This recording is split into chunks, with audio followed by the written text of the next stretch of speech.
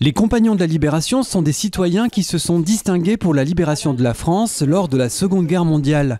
À Sainte-Marie-aux-Mines, ils sont 2 à être honorés chaque année lors d'une cérémonie organisée par la section locale du Souvenir français. L'occasion également de rendre hommage au pilote de l'armée de l'air qui a sacrifié sa vie dans les années 1960 pour éviter un crash sur la commune.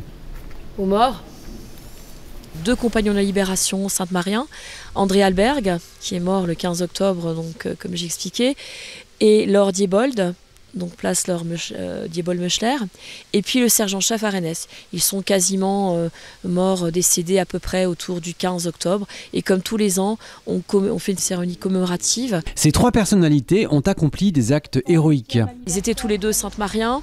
Ils ne faisaient pas forcément partie du même réseau, mais tous les 2 sont morts à Lyon. Ironie du sort, on va dire. Donc Laure est morte plus tard, elle est morte à 50 ans, mais elle avait subi des expériences et tortures et sévices divers qui ont fait qu'elle est morte très jeune, quand même à 50 ans, et qui s'est impliquée encore dans le mémorial à Sainte-Marie-aux-Mines.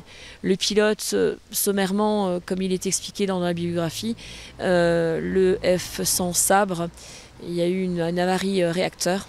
Il a juste eu le temps de virer sur les prairies pour éviter de se cracher sur la ville de Sainte-Marie-aux-Mines. Donc il a sacrifié sa vie pour sauver les Sainte-Mariens à l'époque. Voilà. Chaque année, des jeunes sont intégrés à ces cérémonies lors de lectures de biographies ou en porte-drapeau. C'est très important d'entretenir des valeurs, de se réunir autour de valeurs et une histoire commune. Ça fédère autour des valeurs de la République et je pense que c'est très important en ces temps compliqués. La cérémonie s'est conclue par les prises de parole du député Hubert Ott et de l'adjointe sainte-marienne Nadège Florenz. Tous 2 ont insisté sur l'importance du devoir de mémoire tout en évoquant l'actualité internationale. À noter la présence à ces commémorations de l'harmonie Concordia de Sainte-Croix-aux-Mines.